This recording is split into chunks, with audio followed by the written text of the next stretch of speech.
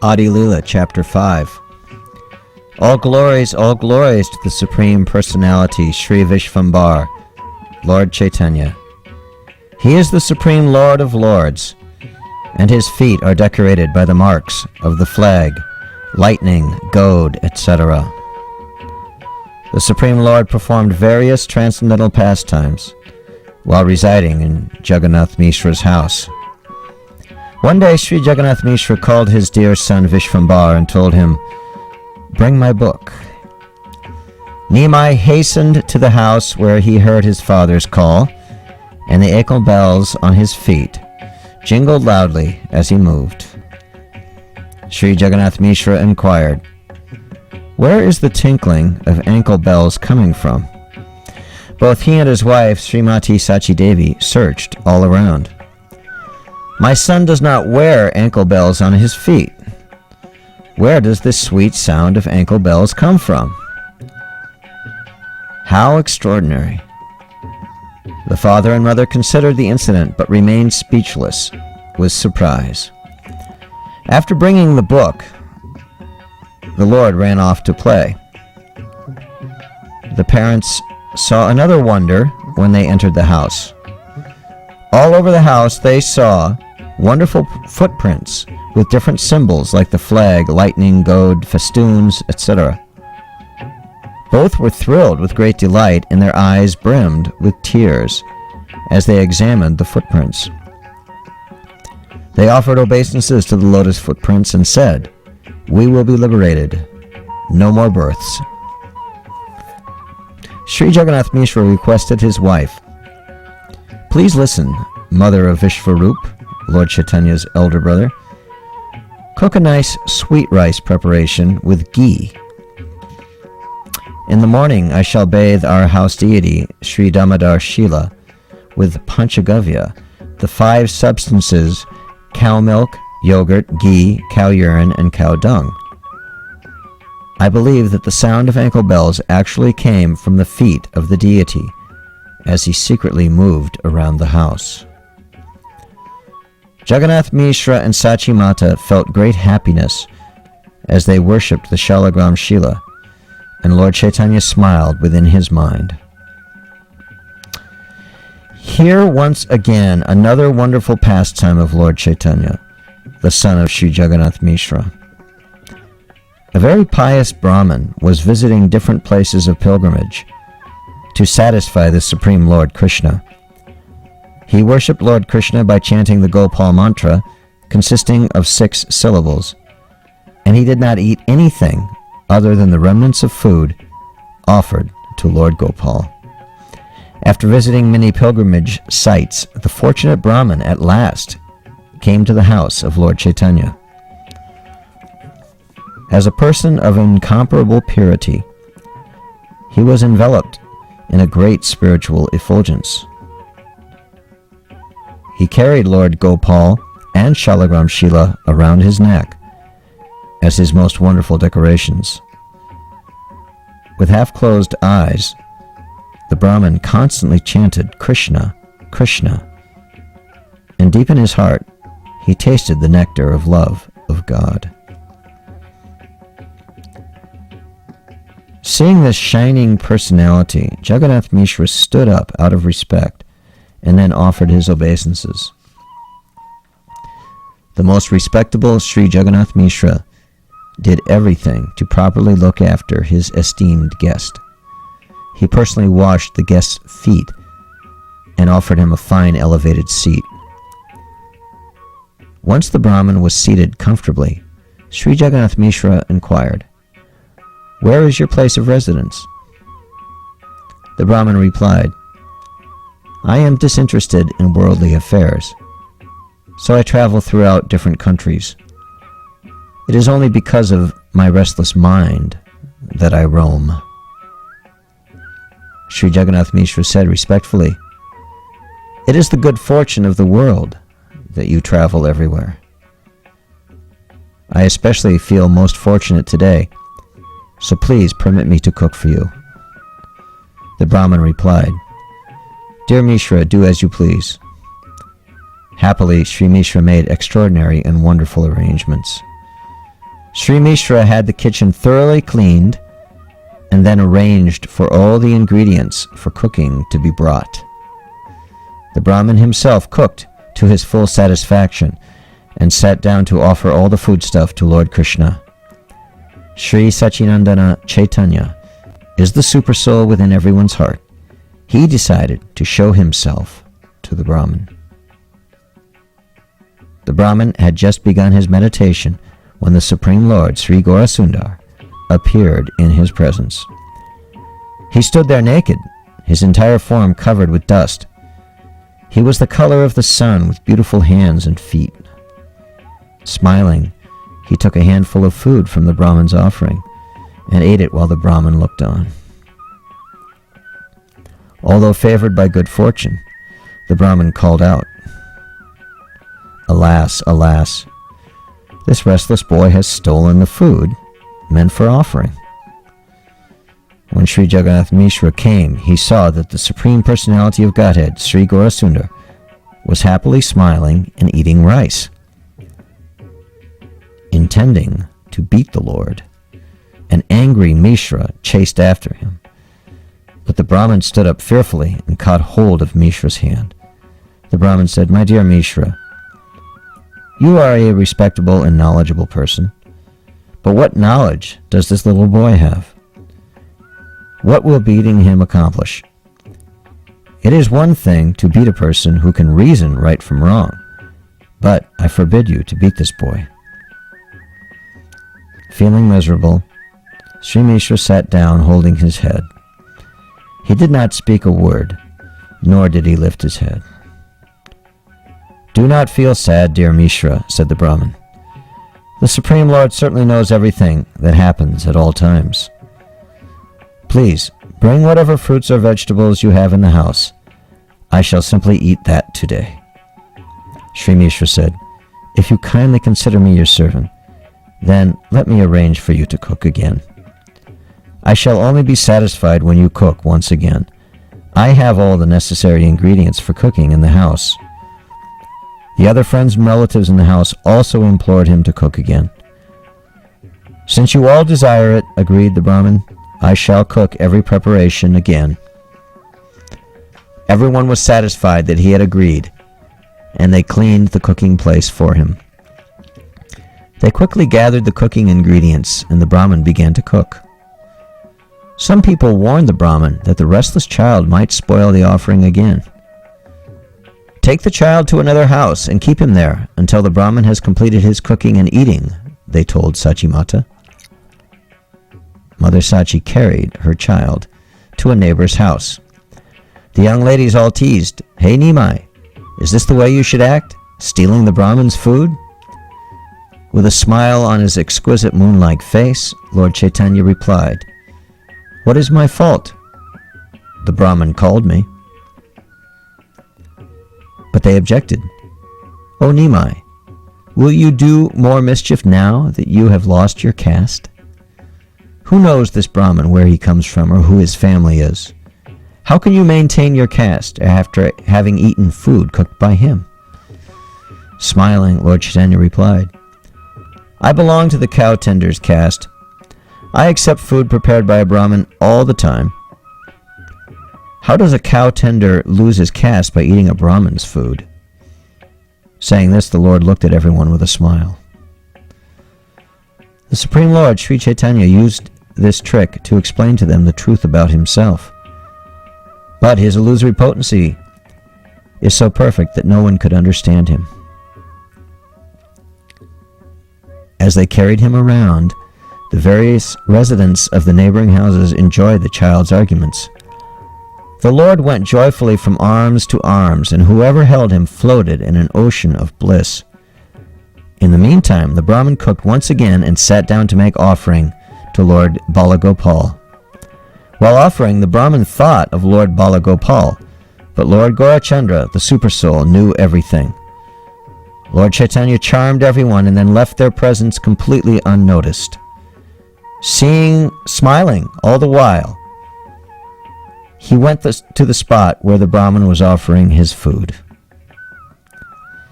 Stealthily, Lord Chaitanya put a handful of rice into his mouth and left. The Brahmin, caught by surprise, looked on in disbelief. The Brahmin raised a loud alarm. Alas! Alas! The child ate his rice and sprinted off. Sri Mishra angrily grabbed a stick and chased after young Nimai. Lord Nimai fled in dread and hid himself in a room, but Sri Mishra came after him, roaring in a fury. Sri Mishra said, "You shall see today. Act in this mischievous manner, will you? Although I am cultured and knowledgeable, you think I am a great fool." Sri Mishra continued, "In whose house can you find as big a thief as this?" With rising indignation, he chased after Nimai. The people in the house caught hold of Sri Mishra to dissuade him, but the angry father insisted, "Leave me. Today I shall beat him." They tried to reason with him. "Dear Mishra, you are known to be liberal. What superior intelligence will you display by beating him? His sense of discrimination between good and bad is still undeveloped due to his tender age, and only a very foolish person would beat such a small child. By nature, children are restless. It is not true that one can teach them by beating them." The pilgrim hurriedly rushed to the scene and caught hold of Sri Mishra's hand. "Respected sir, please hear me. The young boy is not at fault. Whatever is destined to occur on a certain day must happen. I am not destined to have Lord Krishna's rice offerings today. What I am saying is the confidential truth in this matter." Sri Jagannath Mishra hung his head in dejection, and because of his perturbed mind, he could not look at anyone. At that moment, Vishwarup, the Supreme Personality of Godhead, and the abode of spiritual effulgence, arrived on the scene. His entire form was so charming that no beauty in all the 14 worlds could match it. He stood there, an embodiment of all spiritual potencies, a Brahman's thread across his shoulders. He appeared as the identical expansion of Lord Nityananda himself. Vishwarup was always engaged in explaining the prime essence of all scriptures, devotional service to the Supreme Personality of Godhead, Lord Krishna. Enchanted by his exquisite form, the pilgrim Brahmin stared at him with a gaping mouth. "Who is the father of this extraordinary personality?" asked the Brahmin. "He is the son of Sri Mishra," came the reply. The Brahmin embraced Vishwarup in extreme joy, saying, "Virtuous are the parents of such a son." Sri Vishwarup sat down after offering obeisances to the Brahmin and began speaking nectarine words which flowed like a stream. The day turned auspicious, and the house was blessed with good fortune when you came as a guest, said Vishwarup.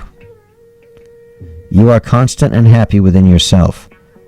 You travel everywhere simply to sanctify the earth. It is my immense fortune that I have a guest like your good self. But at the same time, I feel very unfortunate that you have to go without eating. If a guest in a house must fast, then that house will inevitably fall victim to aspersions and inauspiciousness. I received immense pleasure on seeing you, but it pained me greatly to hear about all that occurred here. The Brahmin said, Please do not feel sorry. I shall eat some fruits and vegetables. I am a forest dweller. I cannot get rice or cooked food in the forest, so I live mostly on fruits, roots, and vegetables. I seldom eat rice. only if it comes my way without my endeavoring for it. I feel I have eaten 1,000,000 times over, simply from the pleasure of seeing you. Please go and bring whatever you have in the house, fruits, vegetables, or offerings, and I will eat them now." An extremely depressed Sri Jagannath Mishra sat holding his head between his hand, not replying to anyone.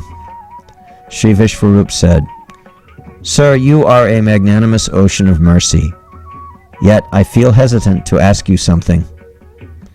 Saintly persons by nature feel distressed at others' suffering and are always ready to expand others' feelings of joy. With a little endeavor, you can cook a nice offering for Lord Krishna. This will dispel all the miseries of my family today, and I will feel maximum pleasure and happiness." The Brahmin said, "I already cooked twice, yet Lord Krishna did not allow me to eat. So I can understand I am destined not to eat today. This is Lord Krishna's desire, so why should I make such an endeavor? One may have unlimited foodstuff in the house, but he can eat only if Lord Krishna allows. One may endlessly try for something, but if Lord Krishna does not desire it, he will be unsuccessful. It is now past 1:30 in the night, going on 2 o'clock. Is it appropriate to start cooking this late? Therefore, please do not make any arrangements for cooking. I will simply eat some fruits and vegetables." Sri Vishwarup replied, "There is nothing wrong with the time. Everyone will be pleased if you cook." Sri Vishwarup then caught hold of the Brahmin's feet, and everyone in the house entreated him to cook again. The Brahmin was charmed by Sri Vishwarup, and he agreed to cook.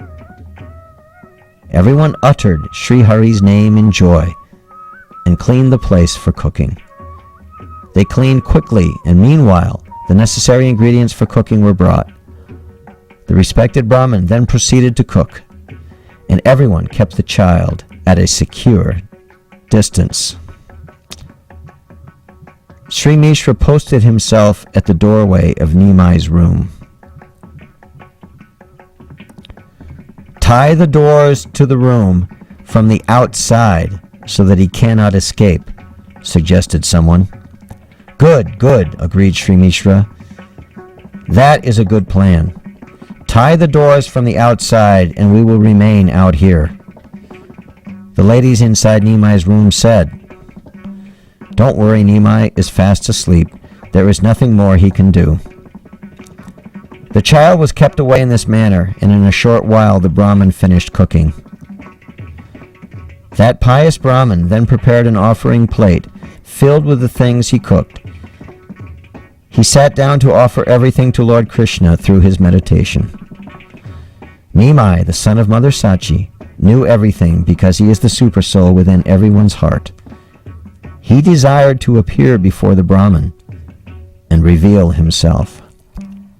By the Supreme Lord's will, Nimai enchanted everyone, and they slept effortlessly. Sri Sachinandana appeared in the place where the Brahmin was offering his rice to the Lord. When the Brahmin saw the young boy Nimai, he raised an alarm, but no one heard him because they were all in deep sleep. Nimai, the Supreme Lord, said, "O Brahmin, you are known to be a magnanimous soul. You called for me, so I came. Why should I be blamed for it? You chanted mantras to invoke me. You beckoned me. So I came to you.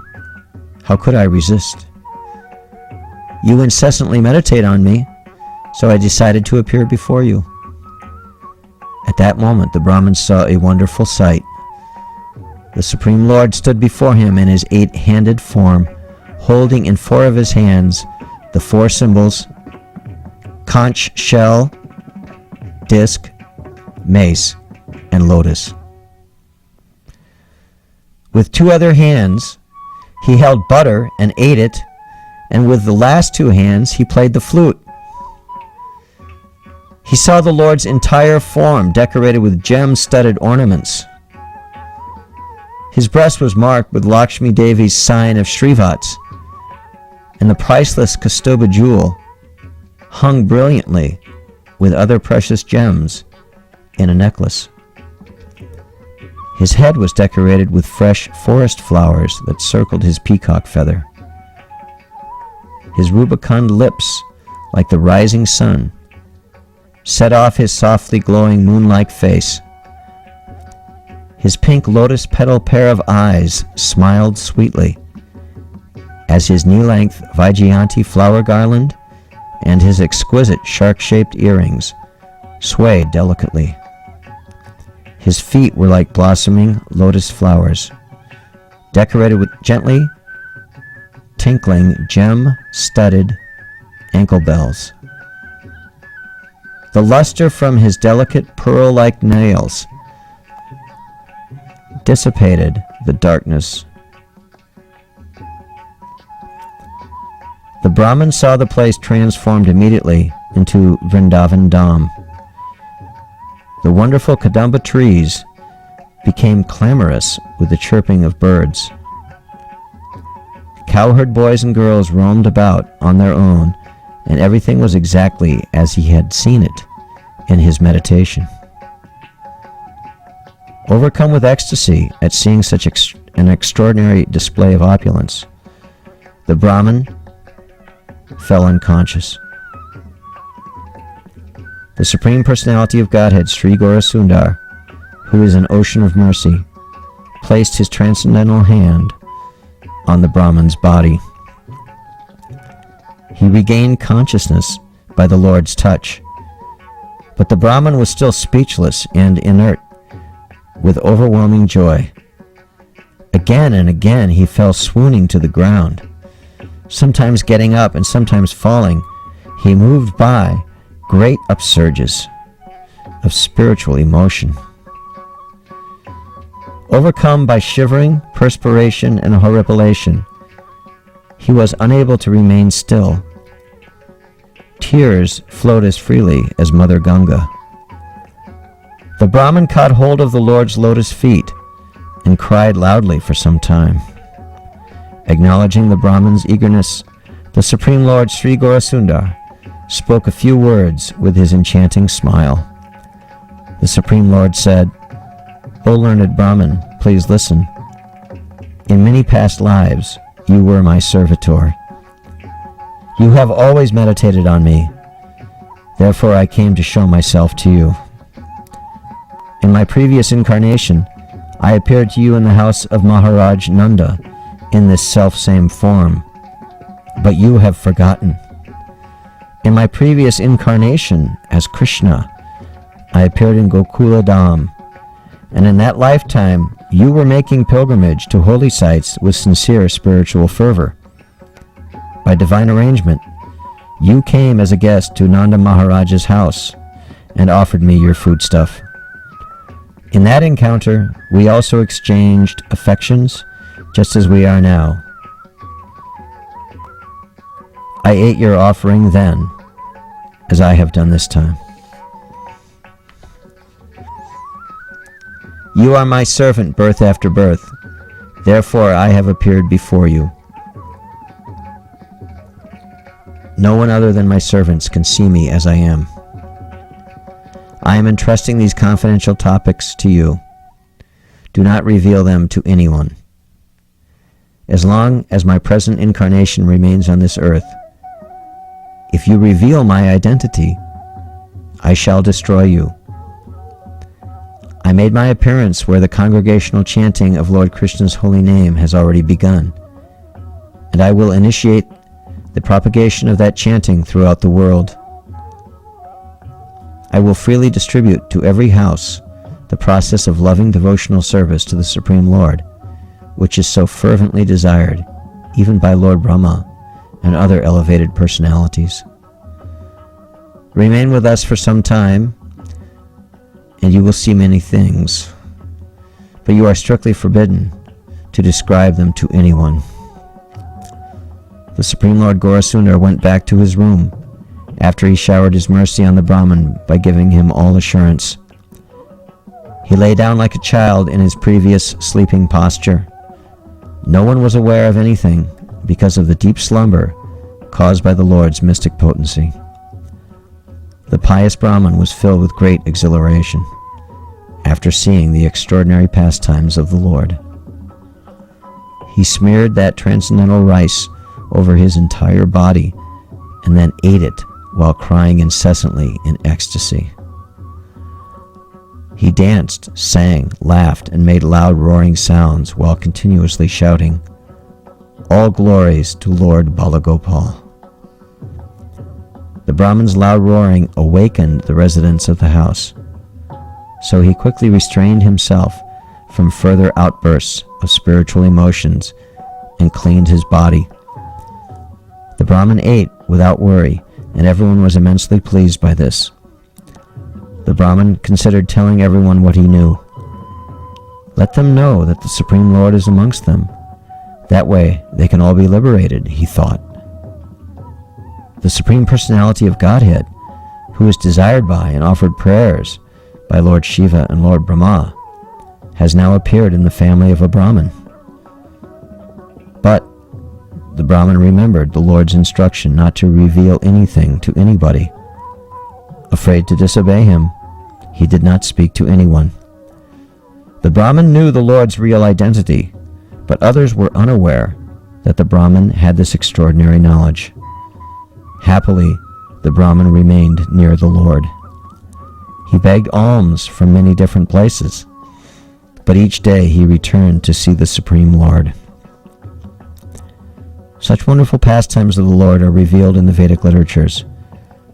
If one hears these topics, he receives the complete shelter of Lord Sri Krishna. The Adi Khanda is full of nectarian topics.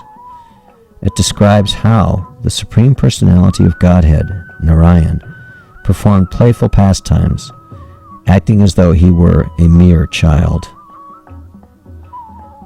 The Supreme Lord Gaurasundar is the crest jewel of the 14 worlds, and the Supreme Lord of the Vaikuntha planets, which lie beyond this material world. He is Lord Narayan, the husband of Lakshmi Devi. He is also Lord Ramachandra, the husband of Sita Devi. In Treta Yuga, Gaurasundar appeared as Lord Ram, with his younger brother Sri Lakshman, Lord Nityananda. He performed various extraordinary pastimes and killed the great demon, King Ravana. In Dwapara Yuga, he appeared as Lord Krishna with son Krishan, Balaram. Performing many wonderful pastimes, they alleviated the weight of sin in the world. I, Vrindavan Das, offer this humble song at the lotus feet of Sri Krishna Chaitanya and Sri Nityananda Chandra Prabhu, who are my life and soul. The Vedas always glorify two supreme personalities, Lord Mukunda, Krishna, and Lord Anantashesh, Balaram. Know for certain that these two supreme personalities have now appeared as Lord Chaitanya and Lord Nityananda.